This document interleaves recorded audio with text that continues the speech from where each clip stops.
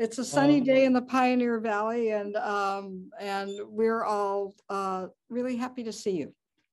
Let me see. So let me just talk a little bit about something that is a new initiative at UMass Amherst, and something we're really excited about, and it would be great to get you guys involved in it as well. And that's the Public Interest Technology Initiative. So let's just see what we're doing. So the first question that you might have is, what's public interest technology? And for those of you that are at other schools, have colleagues and friends that are considering other schools, this is a nascent field that combines basically three things. First of all, domain challenges, and whether those challenges are in public health, whether those challenges are in business, whether those challenges are in environmental sciences. One of the things that's really exciting for all of us today is that we can use the tools of the 21st century, information technologies, and we can use a sense of social responsibility to try to solve these problems. And the Public Interest Technology Initiative is an all-campus initiative which allows us to look at pretty important societal problems: misinformation, bias and racism, exploitation. What are the challenges of public health in tech? What are the challenges of humanities in tech? To do that with a socially responsible way and using the information technology. So this is highly multidisciplinary work.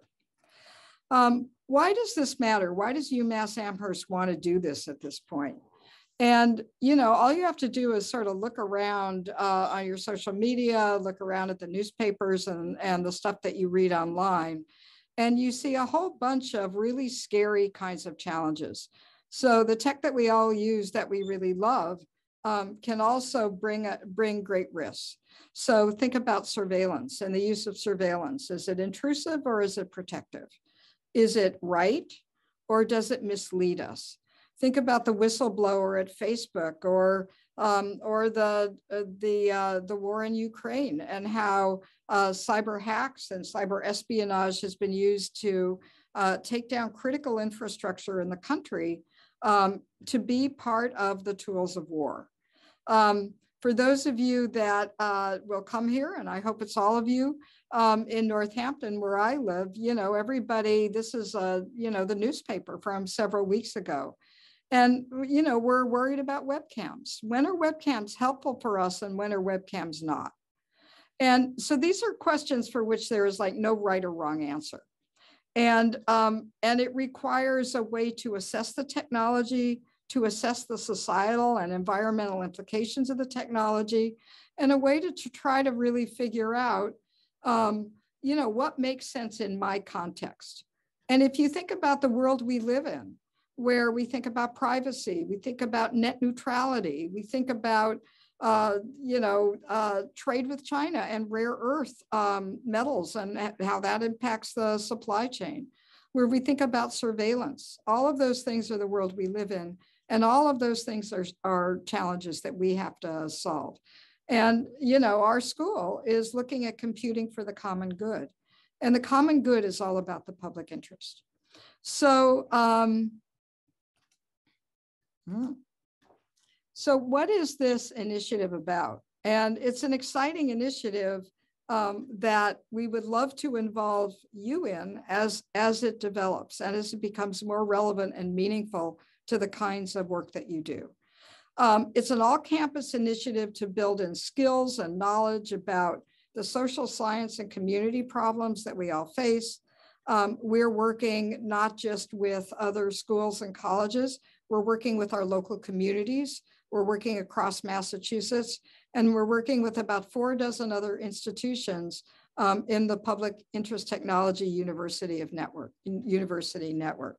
What does that mean for you? It means that as you're here, you'll see more and more courses with the kind of content that's relevant. So you see courses that help us think about ethics, courses that help us think about digital rights, courses that help us think about, how do we design and engineer these technologies to provide privacy or to make sure that you're going to be safe enough?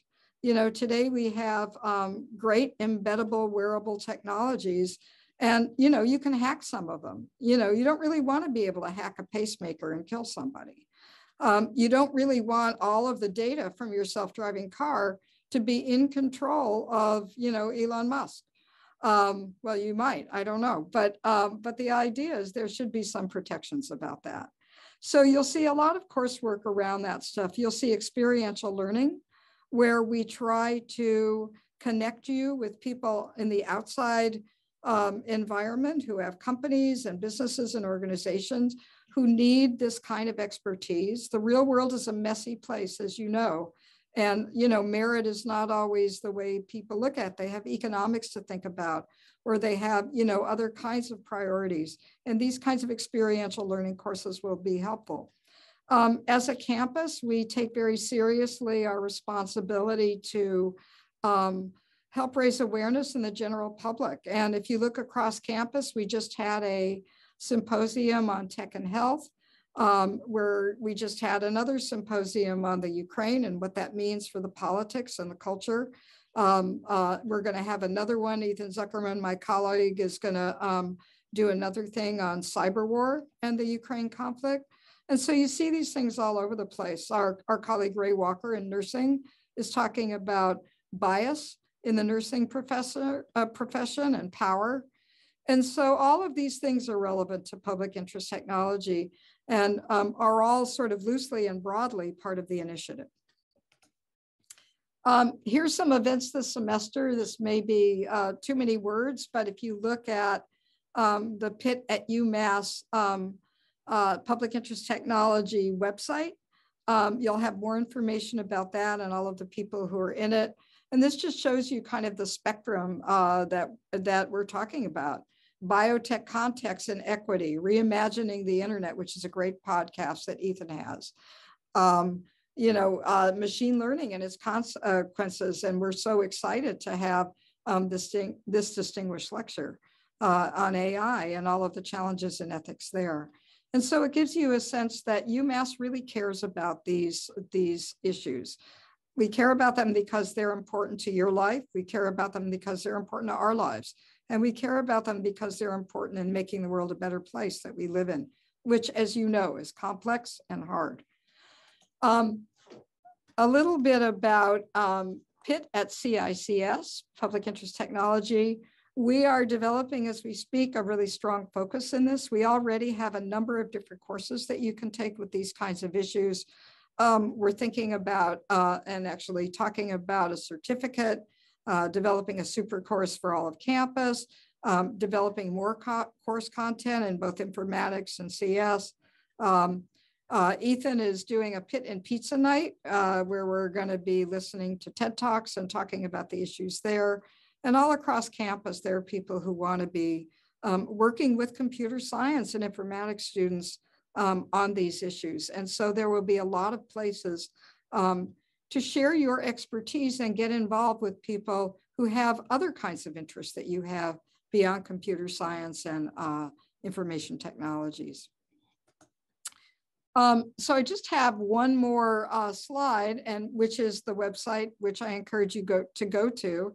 I'm looking for a student right now. If you were here, you could help me to keep the content fresh and to make sure we're sort of capturing everything. So when you come to this website, we have everything. And hopefully by the time you get here, we'll be able to do that a little bit more effectively because we just started the website about a month ago. But I'm also happy to ask any questions you have about the Pitt initiative, about the kinds of things we're thinking about, or anything you'd like.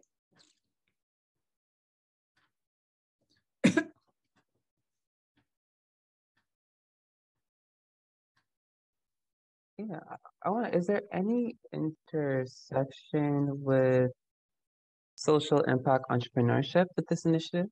Yes. So we're doing things in a variety of different places. In CICS, we have you know, a number of places you can kind of focus on that. But this morning I gave a talk at the business school, and we're going to be doing a number of things with the Eisenberg Business School around that. they're very interested in working with our students. And if you think about how complex that is, if you're in the private sector, you pretty much need to make a profit. Otherwise, you're not alive.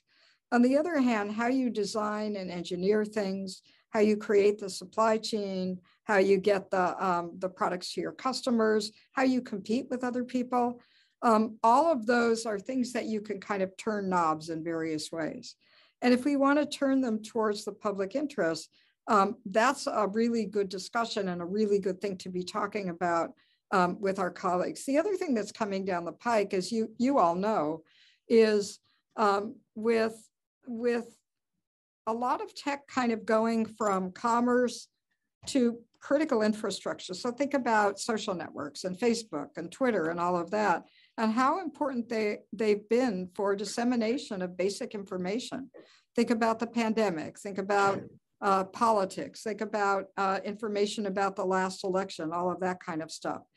And as they become more and more in the critical infrastructure category, we're going to see more and more oversight and regulation and policy around them. And so the question is, how are businesses gonna deal with that?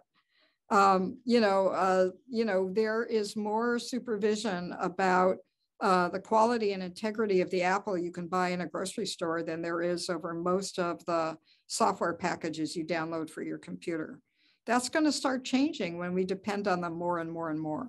So, so those are things that are really ideal for us to be talking to the business school about, for us to be talking to social and behavioral sciences, where they're thinking about policy and regulation and the politics of this all, the economics of this all. So yes, there's a lot of opportunities to think about entrepreneurship in that sense. Thanks for the question. Thank you. Any other questions?